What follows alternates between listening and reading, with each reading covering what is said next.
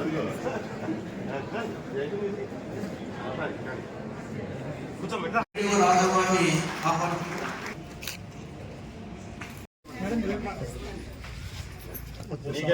ఎకరాలు ఉంది నీకు? నాకు ఒక 5 ఎకరాలు. 5 ఎకరాలు పండిస్తున్నావా? 1 ఎకరా పండిస్తున్నాను. 1 ఎకరం పండిస్తా 4 వేస్తున్నా. 1 ఎకరా తిండి మట్టుగా మనం ఆరోగ్యంగా వేస్తాం. అందుకే ఆరోగ్యంగా ఉన్నాం. సామాజిక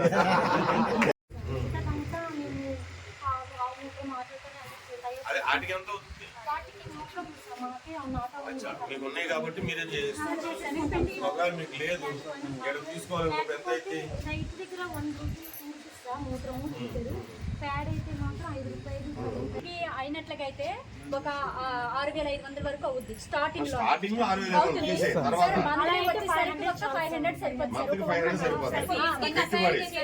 పెట్టుబడి వచ్చినప్పుడైతే మాత్రం మినిమం 12,000 నుంచి 15,000 వరకు వస్తుంది. తర్వాత అలా సీజన్ వారీగా పంటల వారీగా అయితే అలా వస్తుంది సార్. అన్ సీజన్ మంత్లీ 25 days కి మాకు స్టార్టింగ్ అనేది ఆకుకూరలు వస్తాయి సార్. వస్తుంది మినిమం ఒక మెంతికూర నుంచి మేము 1000 అలా తీస్తాం. సీజన్ వారీగా కంపల్సరీగా డైలీ అదే మంత్లీ కూడా 6,000 8,000 కంపల్సరీ సార్.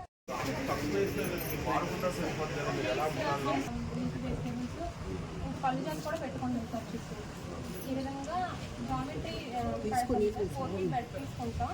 అందులో 250 ఒక ప్లాంట్ చెట్లు పెట్టుకుంటాం. అలా మిర్చి టమాటో మధ్యలో మిర్చి పెట్టుకుంటాం సార్. ఎందుకంటే వంగకి ఎక్కువ టమాటో కూడా పద్దాకు తగ్గుతుంది. మిర్చి బెడ్ ఎందుకు పెట్టుకుంటాం అంటే వాటర్ ఎక్కువ ఏ దుంప కంటే ఎక్కువ వాటర్ అవసరం లేదు కదా సార్. అందుకు అవి బెడ్ పైన పెట్టుకుంటాం.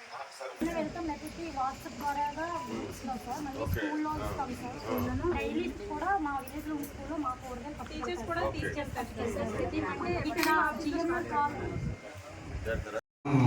ఆధారపడి ఉన్నాం కాబట్టి మనం యొక్క రోల్ చాలా కీలకమైనదని ఈ ఏరియా ఎక్స్పాన్షన్ లో సారాలని చెప్పారు మీరు. సో ఏరియా ఎక్స్పాన్షన్ లో మనం ఈ డివిజన్ చూసుకున్నట్లయితే రాజాం కాన్స్టిట్యూన్సీ ఈ బీడి భూములు లేదా మనకి ప్యాలో ల్యాండ్స్ అని ఉన్నాయి. దీంట్లో 3 సర్వీస్ సెక్టర్ లో కూడా 3rd ప్లేస్ లోనే ఉంది రాజాం మండలం.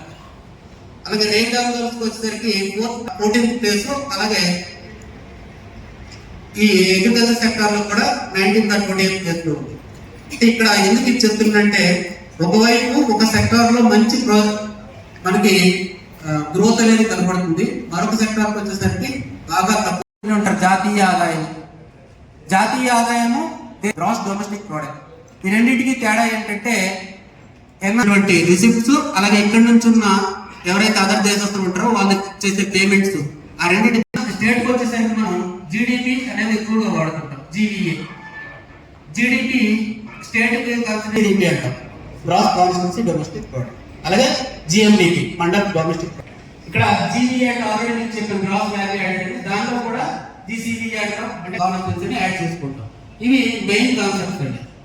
ఈ కాన్సెప్ట్ తో పాటుగా ఎక్కడైనా 3 సెక్టార్లు బ్రాడ్ గా ఉన్నాయండి. అగ్రికల్చర్ అండ్ ఎలైడ్ అంటాం. అంటే agriculture, horticulture, live stock sectors 5 ఉన్నాయి అక్కడ. అలాగే ఇండస్ట్రీస్ వచ్చేసరికి 4 సబ్ సెక్టార్స్ ఉంటాయి. వచ్చేసరికి 8 సబ్ సెక్టార్స్ వస్తాయి. Railways, construction, public services, other services, ఇలా 8 సబ్ సెక్టార్స్ ఉన్నాయి. టూరిజం కూడా ఉన్నాక ఇప్పుడు ఈ డేటా ఎలా ఉందంటే మన స్టేట్ వచ్చేసరికి 14,27,000 జీడీపీ ఉందండి. నెక్స్ట్ 5 years లో మనం ప్రొజెక్ట్ చేసినప్పుడు 28-29 నాటికి 29 లక్షలు. అలాగే 47 నాటికి వచ్చేసరికి దానికి దాదాపుగా 10 times అబవ్ మనం ప్రొజెక్ట్ చేశాం. ఇది గౌరవ సీఎం గారి ఇన్స్ట్రక్షన్స్ తో ప్రొజెక్షన్స్. ఈ ప్రొజెక్షన్స్ ఏదో మాటలు చేసినట్టు కాదంటే అక్కడ స్ట్రెంగ్త్ మన జీడీపీ ఉంటే అది 71,000 పెంచాలని 47 నాటికంటే 25 years నెక్స్ట్ 25 years లో డబుల్ అయితే ఇక్కడ నుంచి 10 times పెంచడానికి టార్గెట్ పెట్టుకున్నాం. అలాగే 440 కోట్ల వరకు పెంచడానికి టార్గెట్ పెట్టుకున్నాం. అలాగే ఉపయోగపడే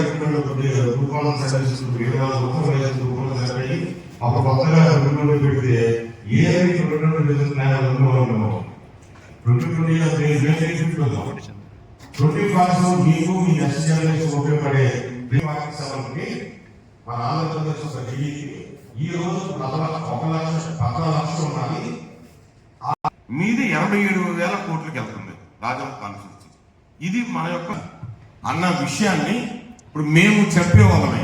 మేము జిల్లా స్థాయికి, నేను కలెక్టర్గా కానీ లేదా జిల్లా స్థాయి అధికారులు కానీ మీరు కూర్చున్న వాళ్ళు ఎవరు కూడా మేము చెబుతాం, రివ్యూ చేస్తాం, పరిశీలిస్తాం సెక్టర్. అందుకే ఆ నలుగురు సంబంధించిననే ఈరోజు మేము పిలవడం జరిగింది. ఈ ప్రైమరీ సెక్టర్ సంబంధించి అగ్రికల్చర్ కానీ హార్టికల్చర్ కానీ ముఖ్యంగా ఈ రెండు సంబంధించి చూసుకుంటే ఇందులో 4 రకాలుగా మనం ఆ సెక్టార్లో మనం వృద్ధి చెందడానికి అవకాశం ఉంటుంది. ఒకటి, ముందు ఏరియా ఎక్స్పాండ్ చేయడం.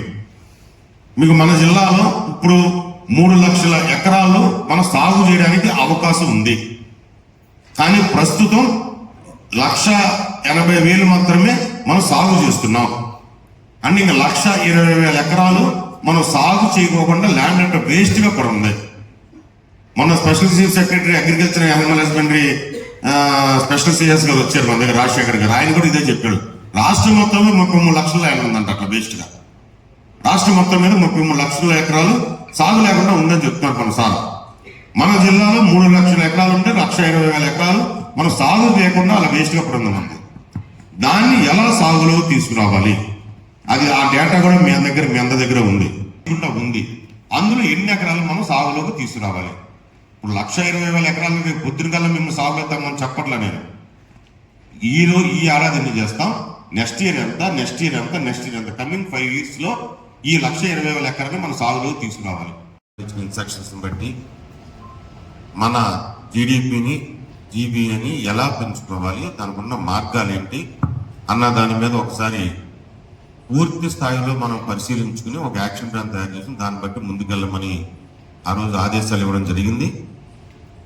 అలా గౌరవ ముఖ్యమంత్రి గారి ఆదేశాల ప్రకారం మన జిల్లా స్థాయిలో కూడా మేము జిల్లా లెవెల్లో మీటింగ్ పెట్టుకుంటాం. సెక్టార్ వైజ్గా ఏ విధంగా మనం ఇంప్రూవ్ చేసుకోవచ్చు ఒక యాక్షన్ ప్లాన్ తయారు చేసుకుంటాం.